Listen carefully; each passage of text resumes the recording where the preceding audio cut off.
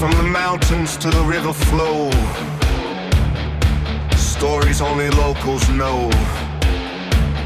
Living local in the Hudson Valley. This is the HVP!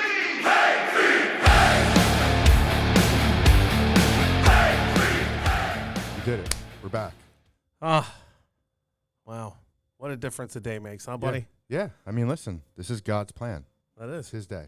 That's right. That's how this works. That's It's all right. about the guy above. We're here on an unusual Sunday. That's right. Here I am, Lord. It is I, Lord. I have heard you calling in the night. I will go, Lord, if you lead me. I will hold your people in my heart. How do you know that song? Huh? That's amazing. You didn't go to church when you were a kid? No, I did, but I knew the song as soon as I heard it, but I didn't know it like. Do you really think I'm that smart, dude? Of course I had the lyrics. Son of a. You can't say that. We were just singing a hymn. Yeah. Well, I was singing a hymn. Anyway, happy Sunday, everybody. Welcome back. Another week in the can, and here we are again. We're here on an odd Sunday. Lacrosse kicks off tomorrow, so we had to do a switcheroo today. Yeah, we did the old switcheroo. So while most of you are in church, we're here being naughty. So there's That's that. right. But you got to enjoy my rendition of Here I Am, Lord, which Joe's completely blown away. Yeah, that was awesome. That you got me. Joe had totally wanted to take it a different way. Yeah, And, I was gonna go like, if loving the Lord is wrong, I don't want to be right. But you went right back to like Catholic hymns. Well, technically, I'm not Catholic. That'd be posing. Right. I am a Lutheran. Yeah. You know what? I was Presbyterian. Okay, same thing. Yeah, it's all the. It's all the same. Yeah, once you leave Not as hard- Catholicism, it's everything is like. It's like Catholic light. That's Right, what I tell right, everybody. There's no confession. Yeah. We all sit down together and we kneel and we say a prayer, and that absolves us of all our sins. It's Yeah, kind of like the easy way out. It's all the faith, none of the guilt. Yeah, there's no big Jesus on a cross hanging, looking down at you as he's bleeding out. Yeah. I'm doing this for you. And they're like, you'll really help us out if you can donate $5,000 in your firstborn. Listen, today, Joe, little Joseph sitting in the church pew, what you did this week to your teacher, the way you put the gum on her seat, and then she stood up and got it in her hair on accident. That was a terrible thing you did. Yep. Now you got to sit here for 45 minutes and through the homily with me bleeding out on this cross looking down at you. Judging. Because you're such a sinner. Yeah. Yeah. I didn't die on the cross so that you could stick gum to your teacher's seat. And then get in her hair. Or in a desk. If you put it on her seat and it got in her hair, that'd be weird. That's awesome. Yeah. Well, maybe she's like a pretzel lady where she can do like, what is it, contortionist? She's real That's bendy. the word? She's bendy. She's like all bendy. Yeah, she's a bendy. Hey, check this out. I'm bending over here. I'm a bendy broad. I just can't get over you thought like I had that hymn in my head. Like I had the first part. Yeah. Well, when you said it, I'm like, I remember that one. And then you just kept it going. And I'm like, what the I'm like, I didn't know Scotty got it like that. Oh, that's an inside joke from my lady too, a little bit. Is there. it? So, All right, yeah, good. yeah. All right. So that's one though. But I think like every week in Lutheran church we sing that song at some point. Yeah. It's like the halfway. It's like this signals we're halfway through. We're changing over. Yep. Coming in hot. The sermon. I was walking around the house this week, and like, I don't know why random things pop into my head, and there's no rhyme or reason, but I started singing "Swing Low, Sweet Chariot," and I was like walking up to each kid singing it real loud and throaty, and they just looked at me, and then Allison looked at me. She's like, "What is wrong with you?" The kids ran in. They're like, "Mom, I think Dad ingested bug killer in the basement." Yeah. Swing low, like real bassy, and they were like, "Well, it's a beautiful song." It is, and I don't know, and I have no idea why it popped into my head or what caused it, but it was. I was feeling the spirit. So my thing is this: like, there's a lot of things in my daily life that happen like that. Not necessarily that song. That song has definitely popped into my head every once in a while, just because it was always around when we were younger. Like when we were younger, we weren't just introduced to what we liked. We couldn't like finite it. Like we used to have to find time. We have to pass time by finding things that we could like okay, well, this movie's black and white, so it sucks. But then like you watch the black and white movie and you're like, hey, wow, this wasn't actually so bad. And now I got something else that I can add to the pile of things that I like. And maybe now I'll watch this instead because now this one, you know, like Abbott and Costello. Like I used to look so forward to that every Sunday after church when I was a kid. Like me and my cousin Robbie, we'd go to church, Trinity Lutheran in Kingston, giving it up for them.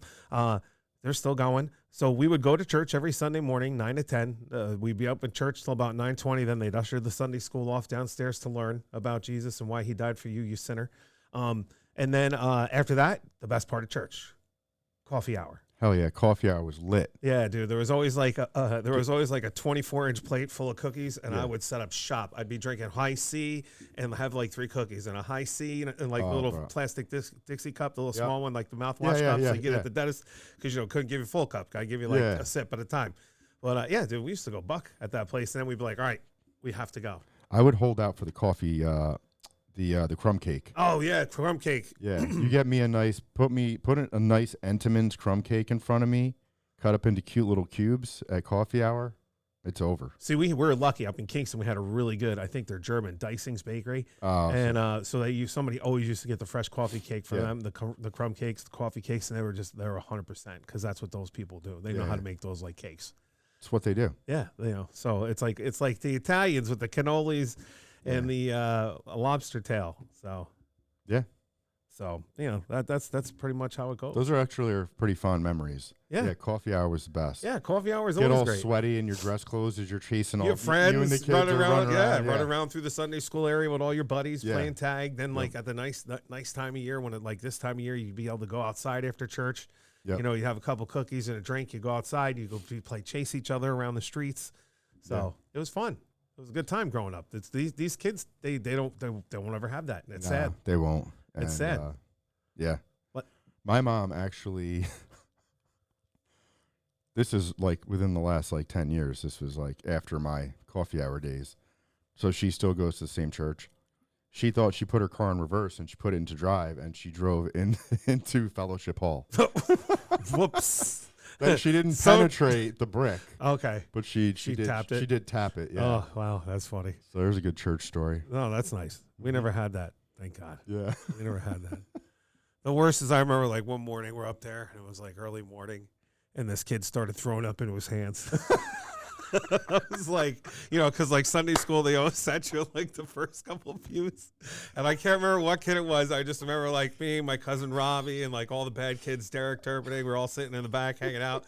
And all of a sudden, like, this poor kid is like up in front of us. And all of a sudden, he stands, we're like singing, like, here I am. Yeah. And this kid's like, like into his like we're like, oh God, you know, because you don't want to smell that, man, especially when you're young. Now it's a puke train. Oh, dude, when you're young, that's like the worst thing in the world, dude.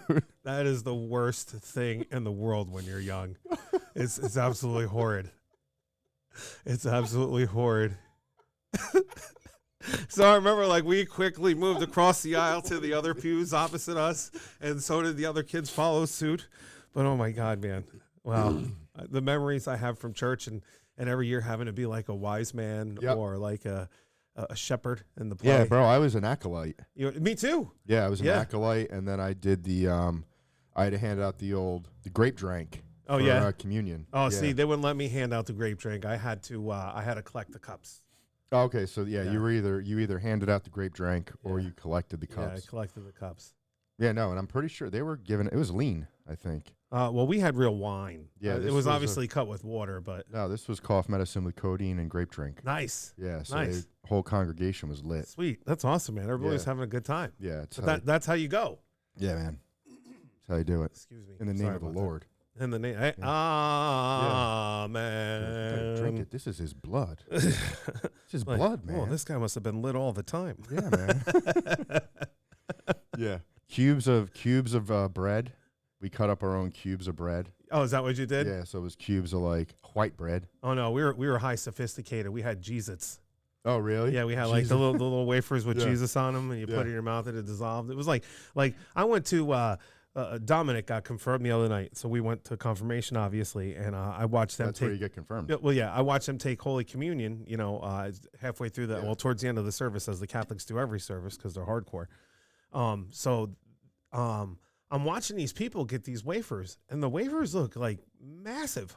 I was like, wow, mine was just like, and even the one church that I go to here local, St. John's Lutheran, Yeah, like you get like the little Jesus, it's got the cross on one side, Jesus on the other. They break out. Some places still have the big, flat, unleavened bread.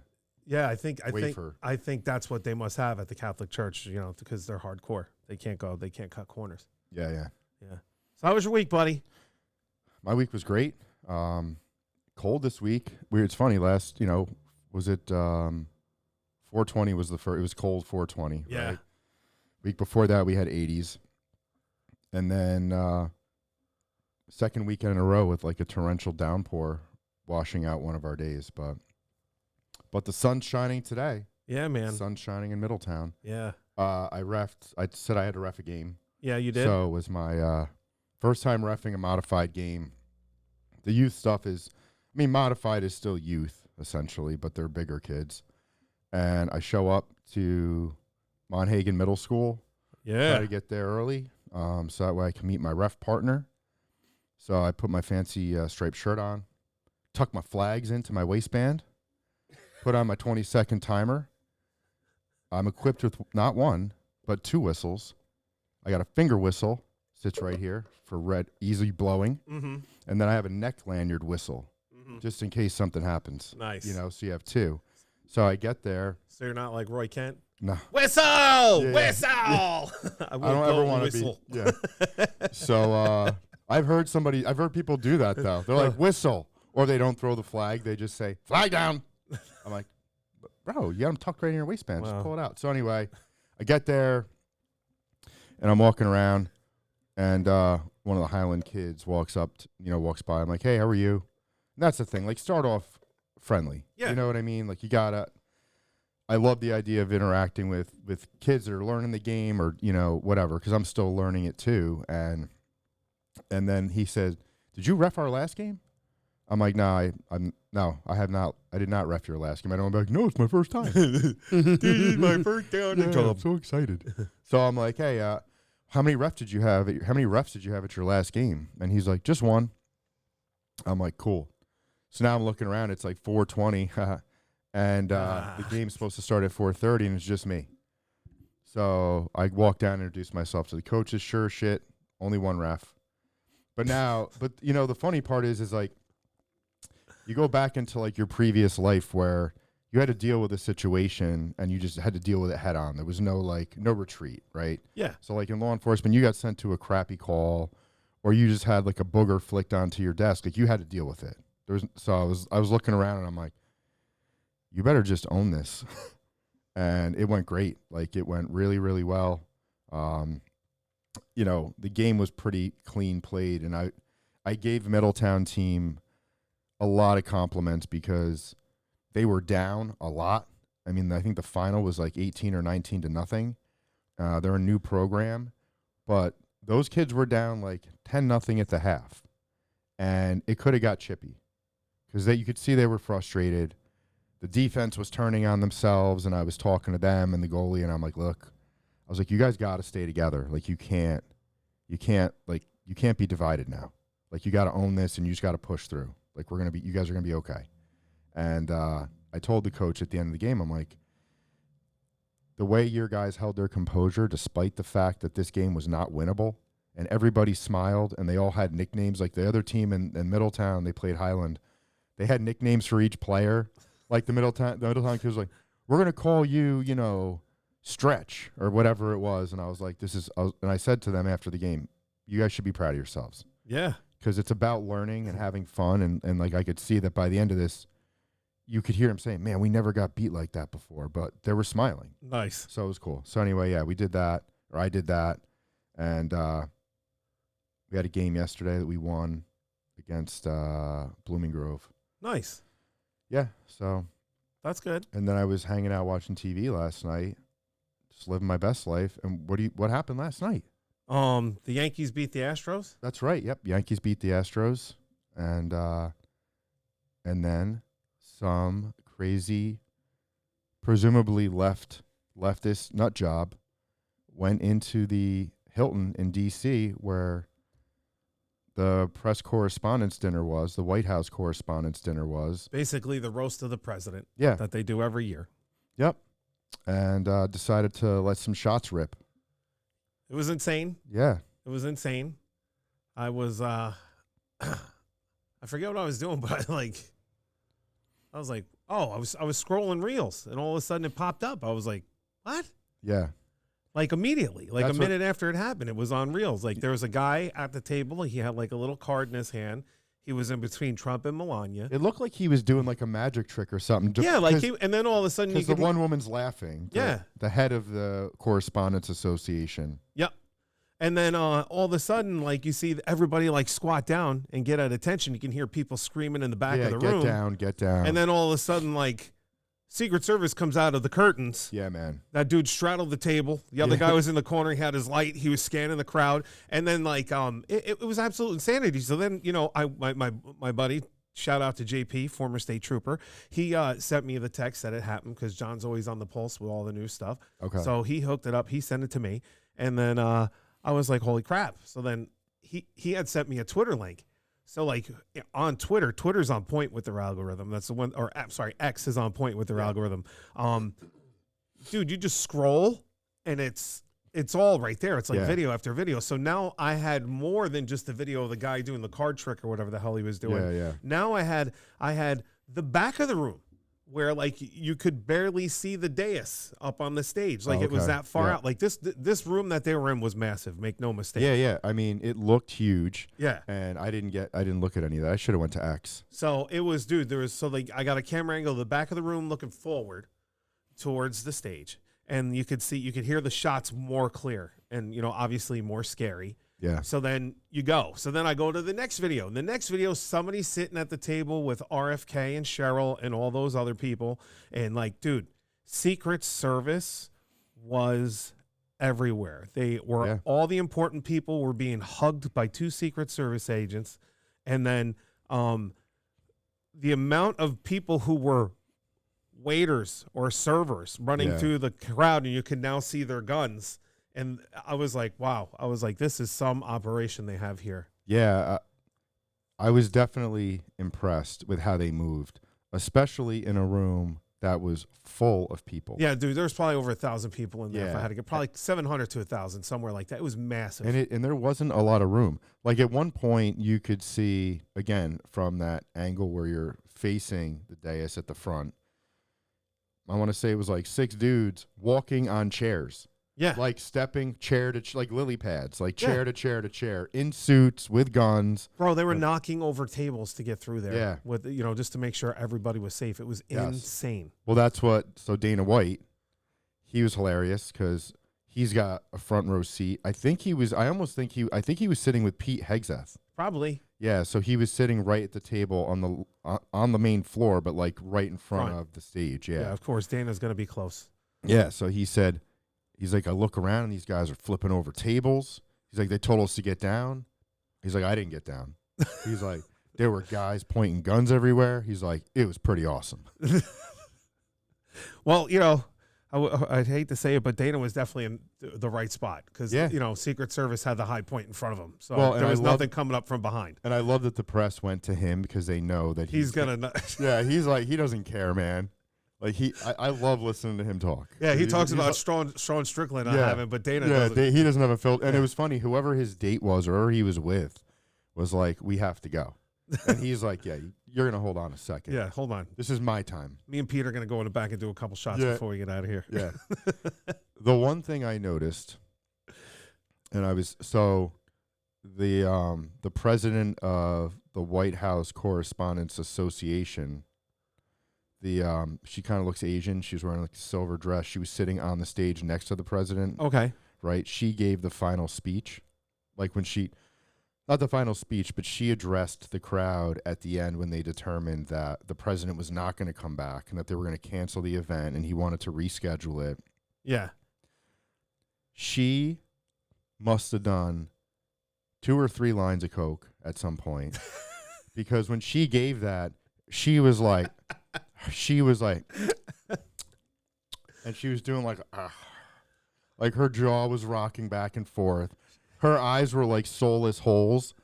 And like she just looked so either that or some like she was so fucked up from the incident that somebody gave her a Valium or something. You know what it probably was? They probably gave her like some sort of like cocktail shot in the back to calm her down. Yeah, to make her be able to concentrate. Probably like some sort of super Adderall shot. Yeah, but she was like, yeah, everybody's safe. Thank God. The president's having a press conference.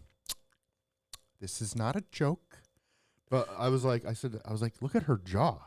Like, she's grinding. Yeah. I was like, this poor woman, man. Yeah, dude. I didn't see that, but like, I know what you're talking about. I've seen a lot of people be in that situation sometimes. Yeah. But not necessarily in front of the White House Correspondents' Party. We're all reporters, and we provide a public service. I was like, okay. That's crazy. Yeah. That's awesome. So yeah, that was like the funniest part of the whole night for me because she came back on because I was waiting. I was like, I'm scrolling as we're watching the coverage, and I'm like, Trump said he's coming back.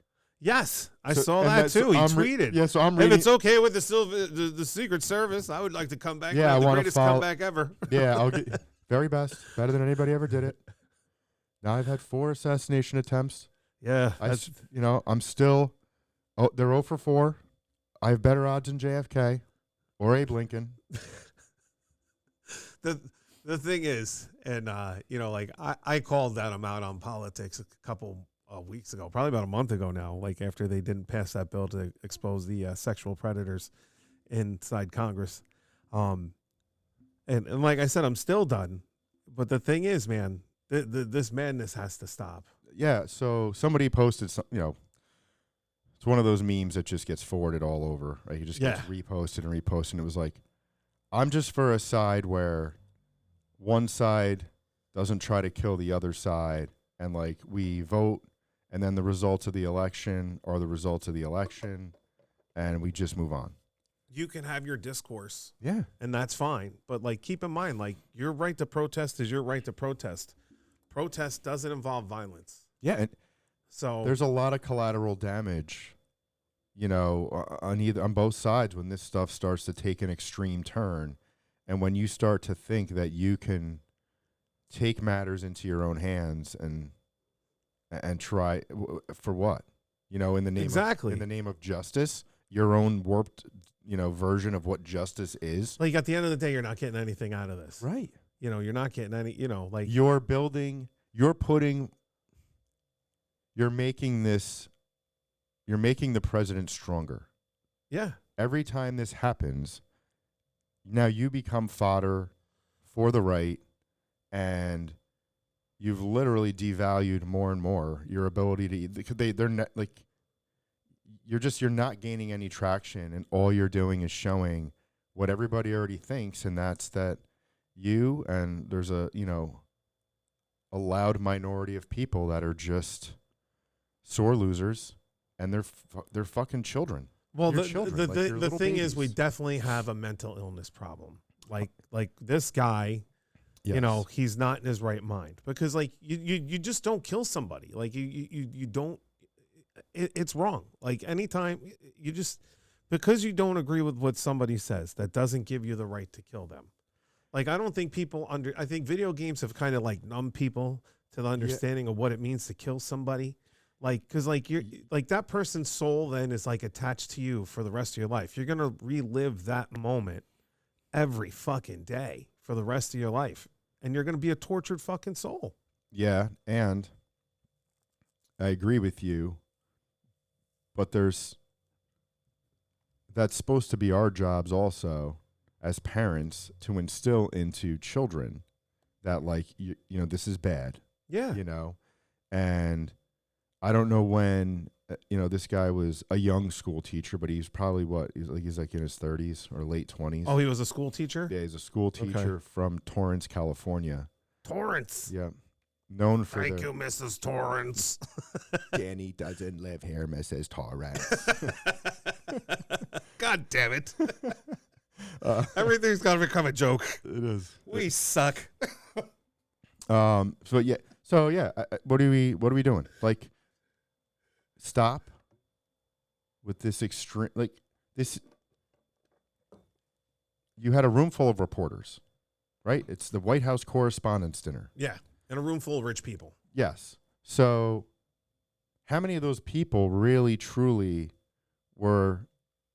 They all, they're all White House correspondents, but it doesn't mean that they all believe or agree with the president's values. Yeah, because it's people from both sides. It's everybody there. Because, like, believe me, as much people want to be there to blow smoke up his ass, there's probably more people there that want to shit on his day. Correct. So you were gonna break. That was your plan. You're gonna run through security checkpoint with your guns, and you were just gonna start firing aimlessly. There was no way you were making it from the back of that banquet room to the stage. No way that's happening. Yeah, it's just way too big of a space. Right. So you were gonna end up shooting someone and potentially killing them, and they might have been on your side all along anyway. Yeah. So that we're not like there's no rational thinking here. And yeah, there's a huge mental illness problem in this country. And I remember from when I was a cop, same thing. We were dealing with people on a daily basis that handcuffs weren't going to work. They were mentally ill. Yeah. They were doing the same thing over and over again. So the answer was, well, we'll bring him to Garnett to access. They would go into access, and a lot of them would be back out before we would even get back to the station. Yeah. And they were already back out and on their way and headed back. So the psych center shut down in Middletown. Yeah. Right? Like right around the time, I think it officially closed in like 2006. Is that what the official date is? Something like that, yeah. Because I had met, when Allison and I met, she was doing her internship there. Okay. And she was going to work there. Oh, wow.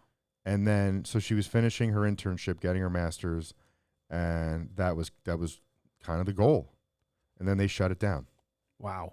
Yep. So, Eek. yeah, so we haven't done anything to help anybody with mental health issues. And we've gotten worse because now we've labeled all these new ailments, and we've told people it's okay. Hey, yeah. Yeah, it's okay to just, hey, you know what? Hey, you know what? You're a dude. You want some titties? Why don't you go to the plastic surgeon and get some titties? You could be a girl. Whatever floats your boat. Yeah, you can be a girl now. That penis, let's cut that right off. You don't need that anymore. Oof. Come on, man. What are we doing? Oof. Like, there should be, if you want to do that, great. But maybe there should be some checks and balances before. Not, we're telling kids it's okay. If you're 8 years old and identify as a woman or a female, you can identify as a female. Yeah. Come on. Yeah, that's crazy. It's like the poor girls that Right. were tomboys when we were little kids. Like, that's what they were. They went on. Some of them went on to become the hottest chicks in school. Right. You know? So now you get a hold of somebody like that. You know what? I bet you feel like you want to be a boy, don't you? Yeah, I want to. I want to turn Jane. wrenches. Yeah, Jane, you want to be a boy? We're going to call you Jimmy. All right? Yeah, you call Jimmy. James. James, yeah, Yeah, James. James. We'll change the N to an M. Yeah, simple. Yep. Oh, you want to be a kitty cat? You identify as a little kitty cat? Okay, Cuddles. That's what I just can't Yeah. understand. I Yeah, can't let's get get behind you an that one. outfit and we'll call you, okay, Cuddles. Yeah. Like, listen, gay people, I totally understand it. I get it. You're born that way. It's not something that you just develop when you turn 26. No, it's a part of your being. Yeah, It's a and I part. totally understand it. So I do respect I. it, and Yes. live your life. There's a lot of gay people in my life that I absolutely love. Yes. So you know what I don't like? I don't like dicks. When you're being a dick, I just don't like you. It don't matter what you are. Correct. It's just I identify you as a dick because you're acting like a dick, and I don't want this. I don't like negativity in my life. I don't like people who think they're better than everybody else. I just don't like dicks. Don't be a dick, and we can all be cool. When you act like a dick, you get handled accordingly. Yeah. You just, nobody wants to deal with that type of shit. Not that I'm handling dicks, No. but Like it's this. just not- Like yeah, your skin. Yeah, it's not my. That's a great visual. So Again, turning everything into a goddamn joke. that's how we do it. Yeah. That's how we do it here, and Yeah. I think that's what the people want. I hope so. Because, we're talking about something depressing, but, at least we're trying to have fun with it. Yeah. Well, how do you not? How Every can you- chance you get. Yeah, having a predisposition one way or the other to a sexual preference is different than wanting to play dress up or thinking that, you wake up one day and you're like, I'm an elephant. Okay. Or when you're one of these people that identify as like 5 different things. It's like, no, you can't have all of them. You get one. God. You get one. That's it. But like, I don't know. It's all craziness to me. And the thing to me that makes me sound my alarm the most is like, okay, you guys are doing all this shit now. But like all you're really doing by doing this is, like you mentioned, not only are you making the president stronger, making more people stand behind him, you're also greenlighting extremists on the right. Yep. And it's just like, this is now you're initiating a game of back and forth. Yes. And back and forth and back and forth. And it's like no fucking good. Nope. The computers are coming. We got to figure this the fuck out. Yep. You know what I'm saying? This shit is like, once everybody realizes that all these fucking politicians up in D.C. are crooked fucking scumbags for the most part, a majority of them. There are some good ones out there, I'm sure. But like, until we can all get together and start punching up, we're doing exactly what they want us to do. They want us infighting. It's why they keep like, oh, the Epstein files. Oh, Israel. Right. Oh, UFOs.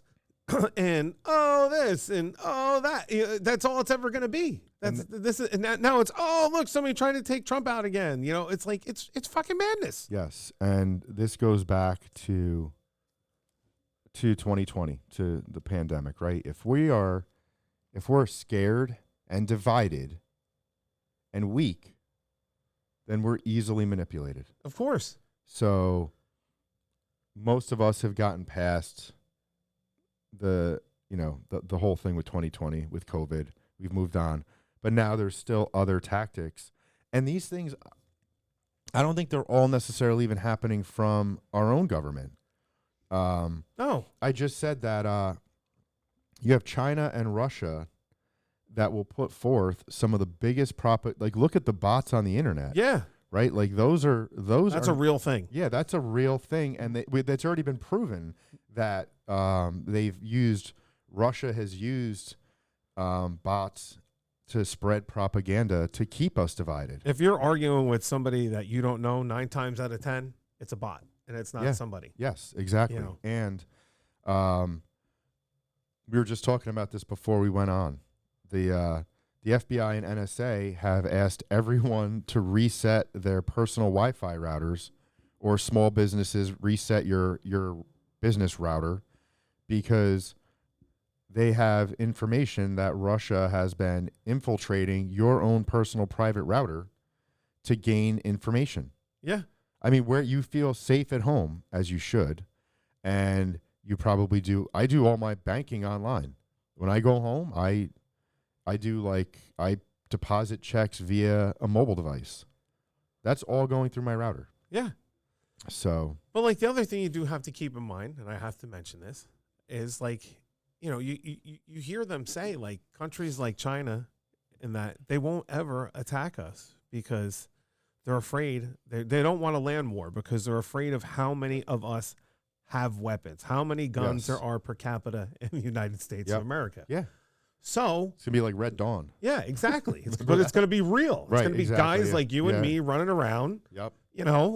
Fucking circling the wagons. It's going to be like, what was that movie with Will Smith and Bill Paxton about the aliens?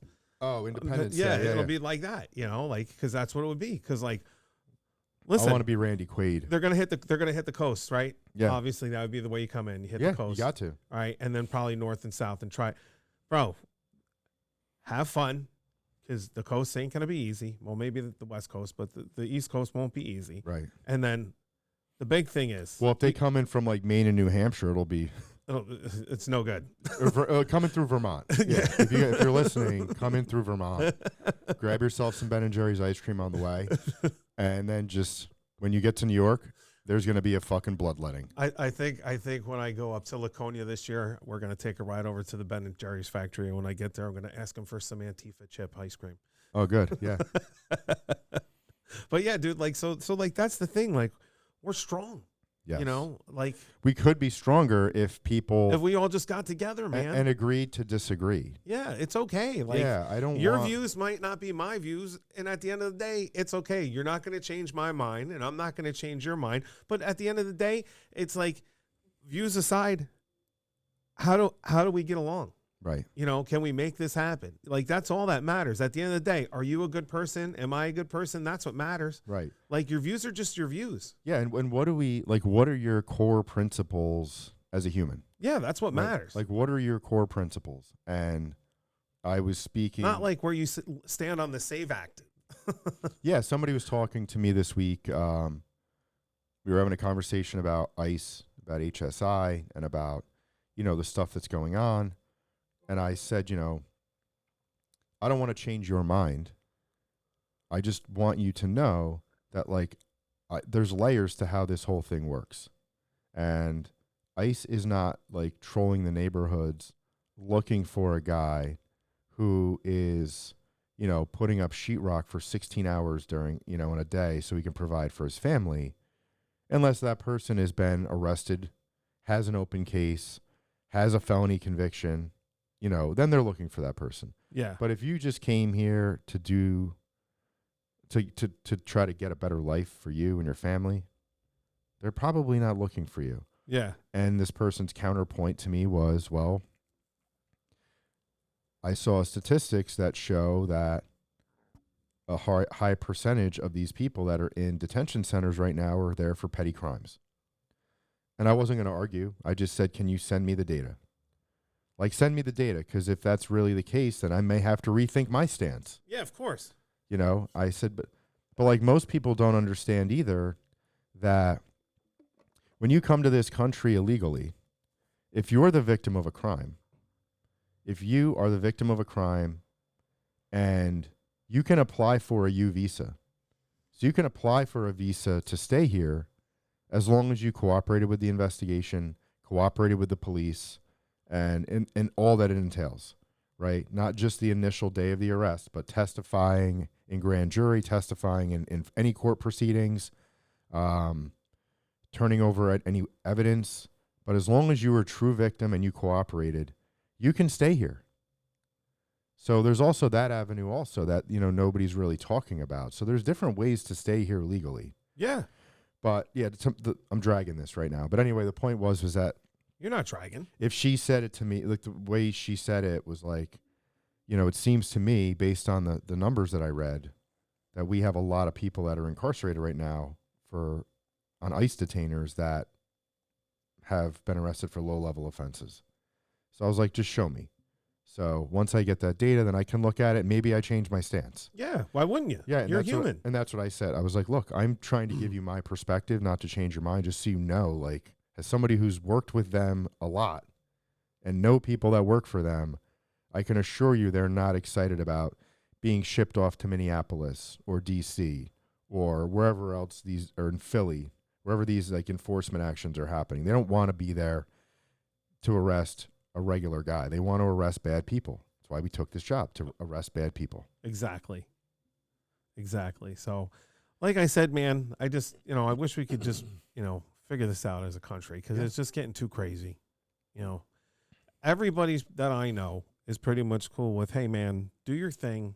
Just be normal about it. Like, you know, nobody, just because you choose to do something different doesn't mean that everybody has to stand up and clap for you. Like, Right. a great example. Well, everybody gets a medal. I guess, but like I don't agree with that. The but perfect thing, the best way I could look at this is, like, think about a little kid who plays an instrument for school.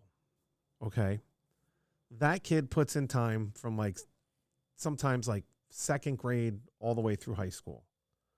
Okay, and unless you're going to those concerts, you're not standing up and clapping for them.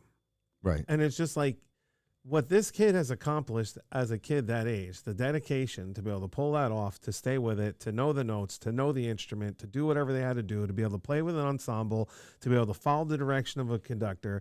Like, these are all major accomplishments to persevere and push through things that are uncomfortable, to, you know, to learn a step ahead, learn more than what their classmate could be learning. Like, it's all these things. And it's like this happens every day. There's people going unrecognized for things that they do, but they get recognized by their family.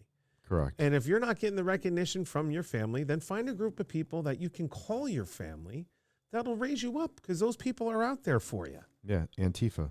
No, don't. And what's the difference between, I mean, why do people join gangs, right? Yeah. People join gangs for like very simple, and these are, you know what Maslow's hierarchy of needs are? No. So Maslow's hierarchy of needs are, it's literally, it's a triangle, right? And it starts with, there's things like needing to belong. Okay. Right? And then there's the basic primal needs, food, clothes, money, or income, you know, and then feeling of belonging. And then the top of the pyramid is self-actualization. Okay. So and I would teach this stuff in the police academy, like if you look at the hierarchy of needs, like it's a no-brainer why somebody of a young, impressionable age would want to join a gang. You know, if they have a dysfunctional family at home, or if there's family trauma at home and they don't feel safe at home, they're going to join a group of people that are going to make them feel safe. Now, we know it's an illusion. It's not real, because, you know, if one of your gang member brothers gets arrested, the first thing they're going to probably do is snitch on you. But, I mean, not probably, that's what's going to happen. No. So now you have these other groups of people that feel lost and don't have an identity, and we have no mental health treatment for them. So now they end up showing up at these groups together, and now they feel like they belong. They're never going to reach self-actualization, so that's kind of it's something that they're never going to achieve, because this is like all these feelings that they're getting while there's an immediate gratification. There's no long-term answer for it, you know, because you might have money now, you might have a place to stay, you might feel safe for now, you might have food, clothes, and people that listen to you for now, but that's fleeting. It's a short-term fix. Yeah. So, yeah. So, I mean, that's the problem too. We have people that are just joining these groups, these extreme left groups, because they want to belong. Yep. Well, they do the same thing with the right too, though. Yeah, It's both sides. No, they do. And like, you know, it's not just, I'm talking like specifically for like the Karens driving their Hondas and Subarus around in Minneapolis following ICE, right? Like, yeah, that just, you know, like go home and play Sudoku or something, or fucking buy a coloring book like every other, you know, adult that for some reason decides they want to color. Yeah. Like I said, man, when I don't know, like when I see trouble, I try to go the other way when I can. Yeah. You know what I'm saying? Like just to keep everybody safe. Like, yep. If it doesn't involve me, it doesn't need to involve me. Obviously, you know, if it's happening in front of me, we got to do something about that. But like if it's approaching and I have a chance to fight another day, I'd rather do that and know what's going on first. But it's a lot. It happens fast now. Yeah. Like it can happen at the drop of a hat. Like last night. Correct. But I mean, even you go into a store and you see somebody in Walmart that just decides, I'm not going to go with the program today, you know, and they will test you. Like people will test you. I went to Walmart. This was like last year, but I was with like we were all together. We were doing some like last minute Christmas stuff, and I was getting on the line for self-checkout. And this woman just puts her cart in front of me. And I looked at her and I grabbed her cart and I was like, so this is really happening? Like this is going to happen right now? And she was like, yeah. I said, you're not really a good person. I said, but you know, you can go ahead and cut me and my family. I said, we have 4 items. And she's like, and she just got in and I was like, hey, and I hope you have a Merry Christmas. I was like, I hope you have a good holiday season. That's a good way to say fuck you to somebody politely. That's the best way ever. Yeah, and so now everybody, like everybody, my group, you know, the boys and Allison are looking at me like, Why? I'm like, fuck that. I was like, that's why. I was like, I'm not going to cause a scene, but I'm going to let you know that you're a fucking asshole. Trash. Yeah. Terrible. But anyway. Yeah. It feels good to get that out. I'm glad you know, did. It's like, yeah, I feel. This is like our therapy session. Yeah. So what else is going on? Just doing some cleansing on the Lord's day. Oh man. So yeah, that's like I said, man. That's my main concern. Let's try to get together. Let's stop fighting, and just remember too that my most important thing is extremists on the left cause extremists on the right. Yeah, and it's just not going to be good. Like, and if you don't think there's a group of people, right, like sitting in the wings waiting, just waiting. Yeah, it's going to be a little more calculated. Yeah, because they're looking at your playbook and they see how horribly unorganized it is. And unfortunately, they probably do have like some sort of like military experience, whether it's being in a mountain militia on their own, or maybe they were with the armed forces for a stint and left on a dishonorable discharge, or something like that. It's just not a good thing. It's just something we don't need. Right. It's just something we don't need. So totally. And I, like I said, I don't want to see the whole tit for tat thing, because that'll just, more people don't need to die. Yeah, ain't nobody got time for that. Yeah, it's gonna be sad. So, yeah, we can't let them win. What? We can't let them win. We have to stay united as a country. As a country, yeah, as a country. We can't let the politicians win, which is what they're trying to do. And if you don't think they're all working together, Democrat, Republican, whatever. And going back to that other, my other conspiracy theory about Russia and China, like, they can take over. Like, what they're going to do, it's just going to be continued cyber attacks. Yeah.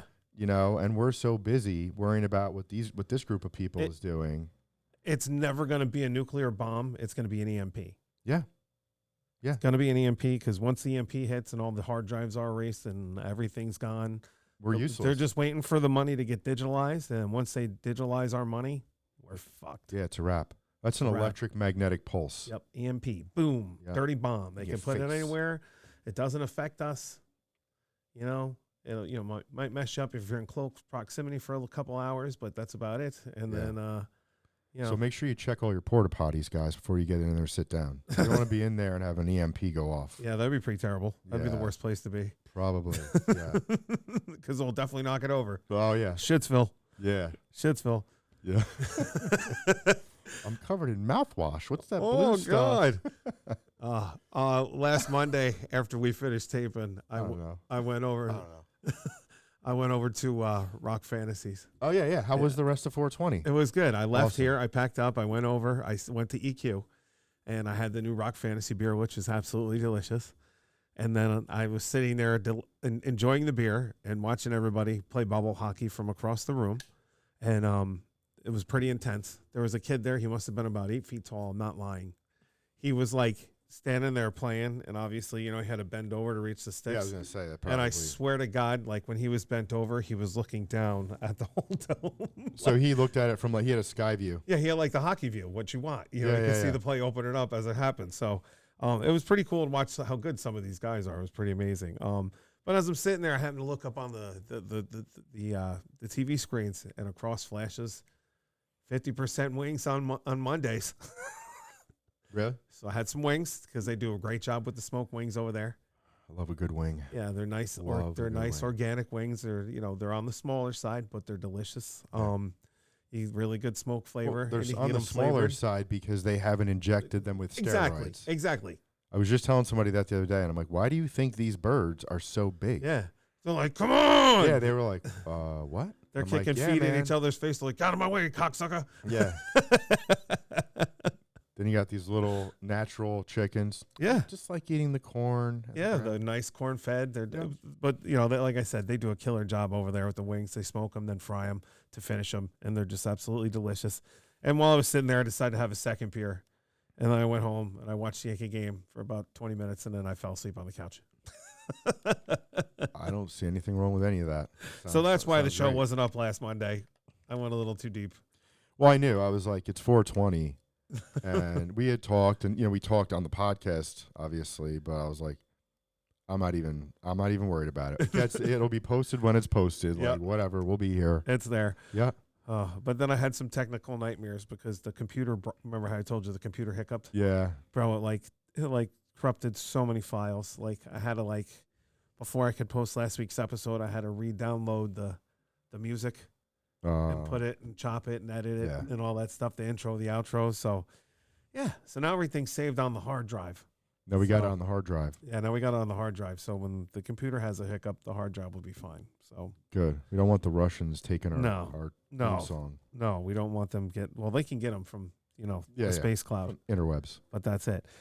So, so I had a good time. I talked to Steve. He's very down for coming on. Is he? Awesome. Yeah, he's definitely, yeah, man. Has he listened at all? I don't think so. I told him we started it, but okay. I don't know if we're necessarily his cup of tea. He's got a lot of shit going on.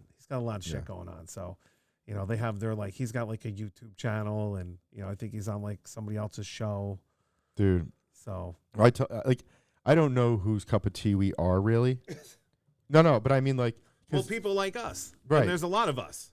But then there's the people that like somebody said to me oh man, this is perfect for when you're in the car, if you're commuting or something, it's great. Same reason I liked radio when radio was radio. Yeah. Because you feel like you're driving around, you're not by yourself. You got a couple guys in the car with you, making you laugh, hopefully, or making you mad. Either way, you've got something else going on in there. And then, like I said yesterday, one of the youth coaches from Innisync, he came up to me. It's pouring rain. He's like, "Hey, bro. Hey, how's it going, bro?"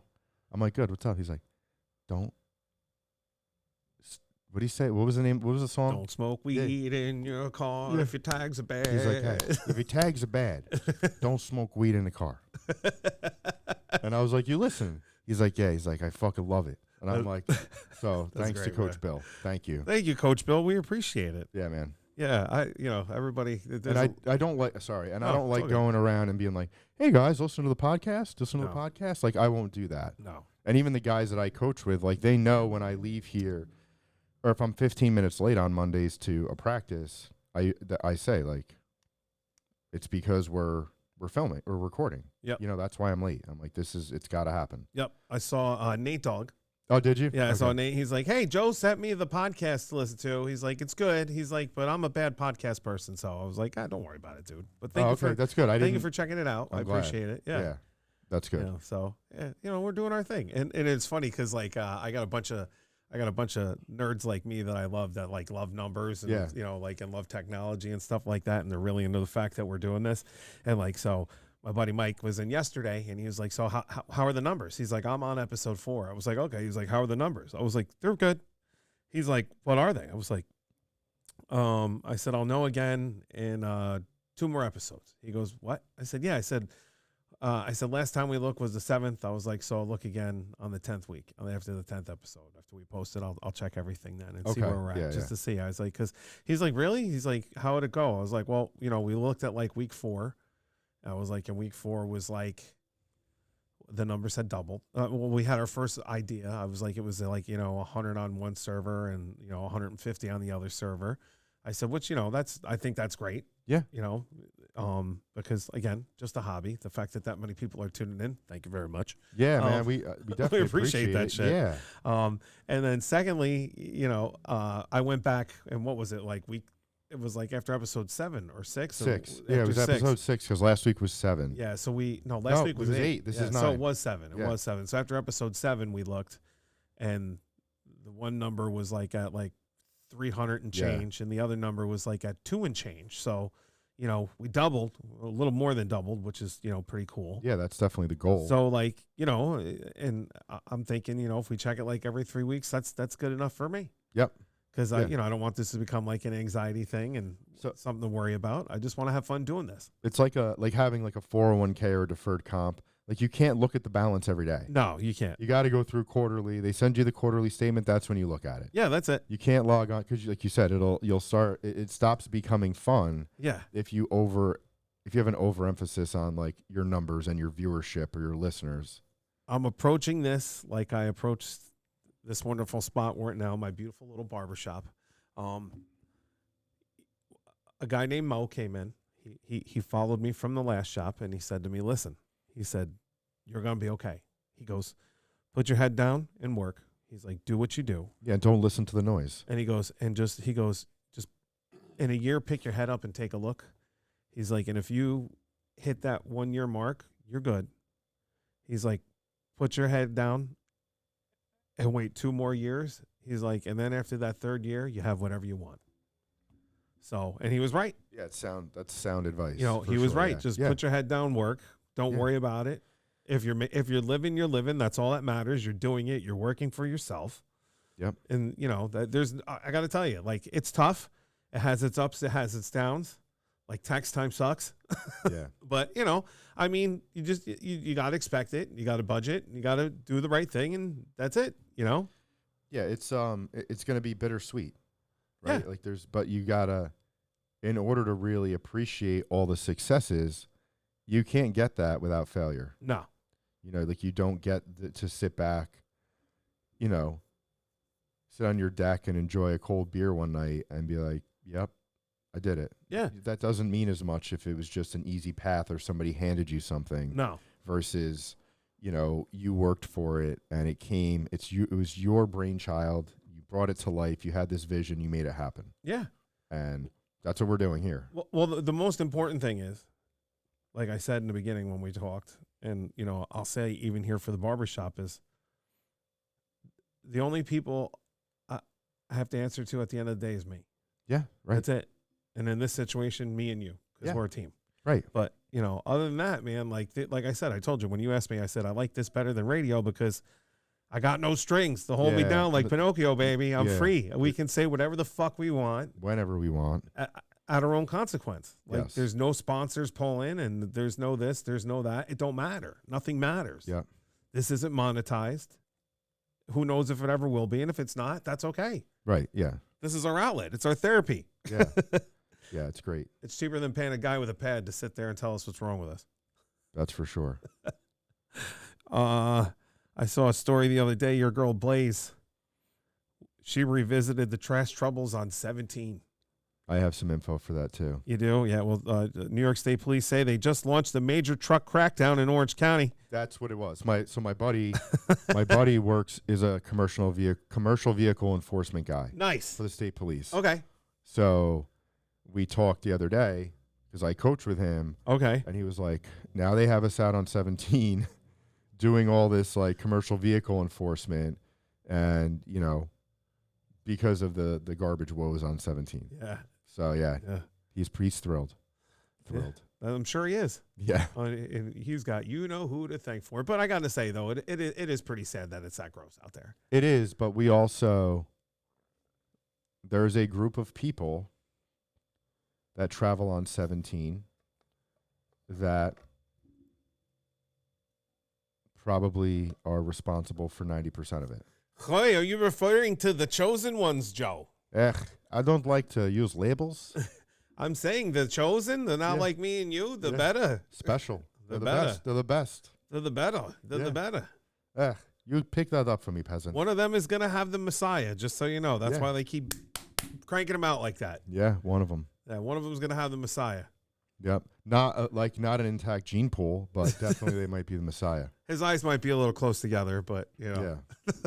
Yeah. Such a thing. So there you go, man. Yeah.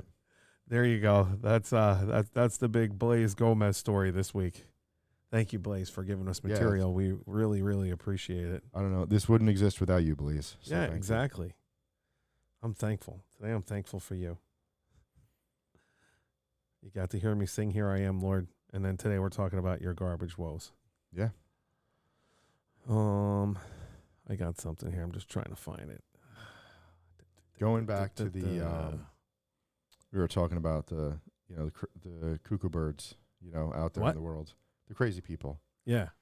I know I've sent this to you. I can't remember his name right now. I'll have to look at some of the memes I've sent, but there's that one guy who goes out and he's like, he goes to people's houses that are blatantly posting, some leftist rhetoric, and he comes up very innocently.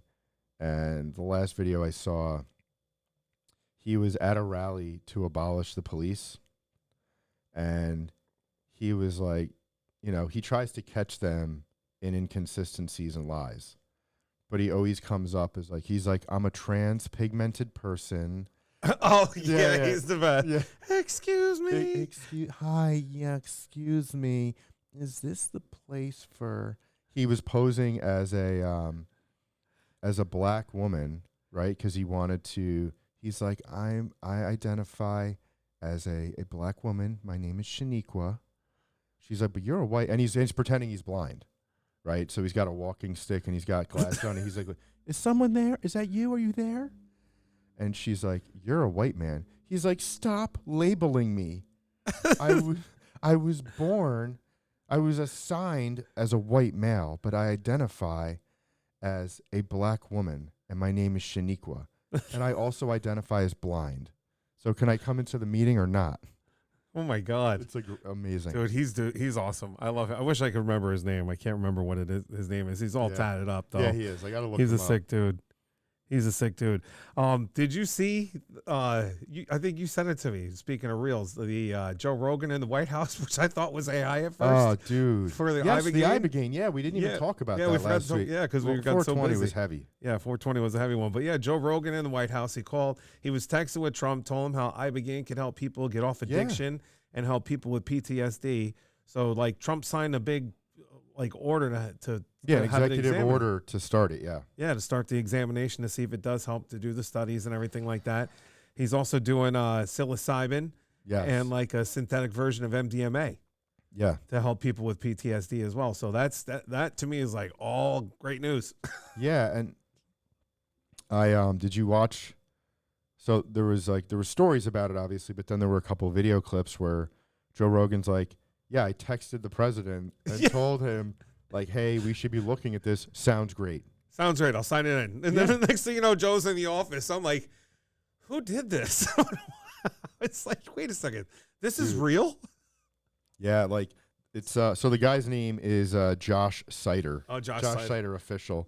That kid's awesome. Yeah, he does great videos. If you're into that type of stuff, he loves. Yeah, Care Not Cops. So the one I mixed two together, but it was like Care Not Cops was the event, right? And they called the police on him because he wasn't wearing an N95 mask. That's funny. He's like, I don't know, I have this mask here. He's like, I don't know if it's an N95. They're like, well, you need to wear an N95 mask or you can't come in. He's like, but then I won't be able to breathe. He's like, I can't breathe with that mask on. So they're like, yeah, we're gonna call the police. So anyway, going back to the Ibogaine thing, I after seeing like how quickly and easily that was thrown together, like I'm really hopeful that we're gonna be moving in a direction where you can get that here. Yeah, I'm sure you will. Like, I mean, obviously, if I don't know how it works, if the feds make it legal, if the state has to agree to it or not. I think it's up for vote, right? Like, it's like the abortion thing. Yes. So, like if the state allows it. But I mean, if not, like I said, I had a customer. I don't know if we talked about this. I had a customer go to like an ayahuasca lodge a couple of weeks ago. Oh yeah, we did. You said he was going. Yeah, right? no, yeah, he went and he came back and he gave me the play by play, and I don't know if I could handle it. Yeah. I want to. I definitely want to try. I want to try Ibogaine for sure. Well, you need it. I don't. For me, it'd be a pleasure thing. Yeah, but I was talking to another guy that I worked with. Actually, I was talking to the guy that I talked about with the guy who was all PCP'd up and naked, talking about build me a house. Okay. So White Jesus? Yeah, White devil? White devil. White devil. I'm Jesus. Build me a house. Okay, you got it, buddy boy. So you're the carpenter. Yeah. So I reached out to him after we recorded or after the episode downloaded or got posted, whatever. I was like, hey man, I don't know if you're into this at all, but I talk about you in here, so I was like, you should give this would be the wrestler. Yeah. Okay. Yeah. So, and he was like, man, that was the best Greco-Roman takedown I ever had. And I was like, was that what it was called? I said, I don't even know. I couldn't remember what it was actually called, but he was like, yeah, it was a Greco-Roman takedown. I said, I still, to this day, reverse choke slam. Yeah, remember it. And it was so amazing. And it's exactly what we needed at that moment in time. Because otherwise it was going to get ugly. It was going to get ugly. So, but we were talking about Ibogaine. Oh. And he was like, I want to do it. And he's like, everyone else is scared. I was like, oh, I'm definitely afraid. I said, but it's a healthy fear of something that's a heavy, heavy thing to do. Yeah. So, but yeah, anyway, I'm really excited for what's going to come because I know who's not excited, Big Pharma. Well, no. Yeah, anything And that's why natural. I don't know that you're going to see I don't know that you're going to see the FDA like rubber stamp this fast. I think what they're probably going to do is they're going to start with clinical trials. Yeah. You know, so that way, because we need to have people studied yeah, to make sure it's working before we give it FDA that's a really approval. That's a really good impersonation. Thanks, man. I like. Yeah, I just want the beef tallow. Like, put the beef tallow in the French fries again, please. Can we do that? Because the beef tallow is better for you than the manufactured oils that we're putting in the foods. It's killing us.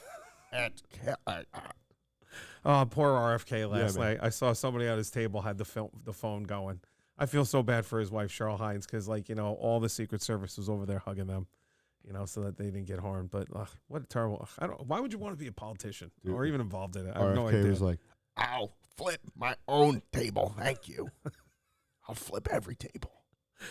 Guys in Venice doing. It was funny because everybody shirt. had these people hugging them except for RFK. He's just standing there, looking around. They're like, "Sorry, you're a Kennedy. We can't protect you." Legally, there's a contract. Yeah, if we try. Dulles put in the writing a long time ago, Secret Service can't protect Kennedy. Sorry. Yeah, sorry, guy. And to be fair, we haven't really been too successful, so maybe you want to just go with this one alone. But, dude, We're 0 for 2 on Kennedy's. So, God bless Robert Kennedy. That's all I can Yeah. say. And God bless you. But not only did Trump do that with Joe, 3 days after 420, he reclassified state licensed medical marijuana as less dangerous drug. So that's pretty cool. Yeah. It was signed by Todd Blanche. It does not legalize marijuana for medical or recreational use under U.S. law, but it changes the way it's regulated. So that's pretty cool from Schedule 1 to Schedule 3. Hell yeah. It should have, I mean, realistically, it should have never been a Schedule 1 to begin with. No, well, you know, it was just to keep black people in jail, Joe. Correct. You know, it was way to, you know, limit the things on the streets. Yeah. And it really, and Another law created by the Democratic Party. How crazy is that, Joe? Yep. That's a conspiracy. That's not true. No, When, it's 100% true. yeah. So going back to Reagan, right? He created something called OCDEF. So I forget what it stands for, but it's basically federal monies awarded to, not awarded, but you can apply for OCDEF money if you're in law enforcement, if you have a gang problem or whatever it is in your neighborhood, right? Wherever you police, if you police in an urban area. So OCDEF was created in the 80s, and it was literally to stop the gangs that were overrunning South Central LA. Okay. So like Bloods and Crips, right? It became this big, like, what are we going to do? So, because obviously it was just bloodshed all the time. And what was the main catalyst for all this was crack cocaine. Yeah. Right? So Freeway Ricky Ross. Yep, Freeway Ricky Ross, right? That's where exactly. he came from. Rick Ross, the rapper, isn't the real guy. He's based on a guy, Freeway Ricky Ross, Yep. who was the dealer for the CIA Yes, that's in South Central. The CIA supplied. He's got a him. book. Yes. Read it. So to try to put some teeth into some laws to get people off the streets, that's when that whole so if you had 50 grams of cocaine, powdered cocaine, right? You had a good time? Oh. You did, hopefully. But if you had powder cocaine, 50 grams of powder cocaine, did not carry the same sentence federally as 5 grams of rock cocaine, of crack cocaine. Wow. And that was because, very basic, powdered cocaine was associated with more party people, rich white people, you know, white collar people that would, you know, blow off some steam, and they used it recreationally. But crack cocaine was being sold, dealt, packaged, whatever, in South Central LA.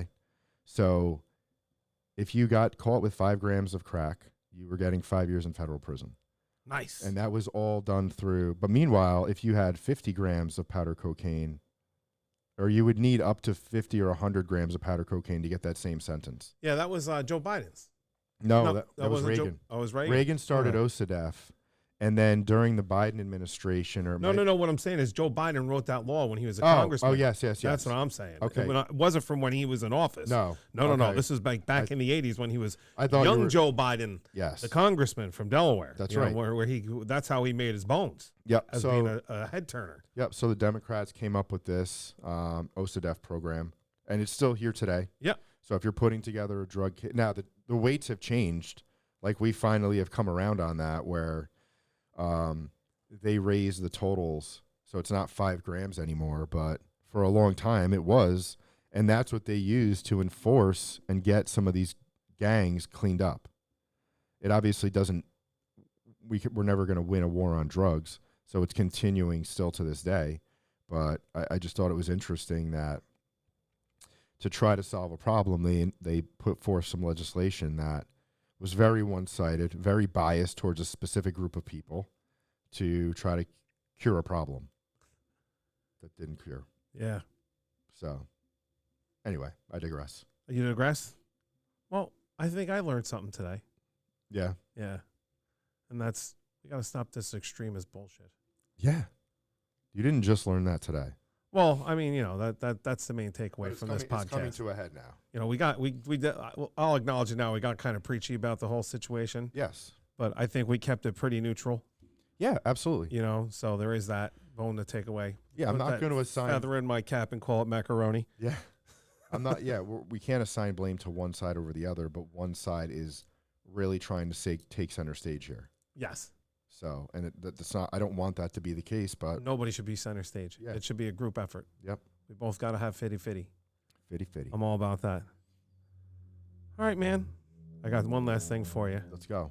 Onward, Christian soldiers, marching as to war, with the cross of Jesus going on before. Later, everybody. Take it easy, everybody. On the mountains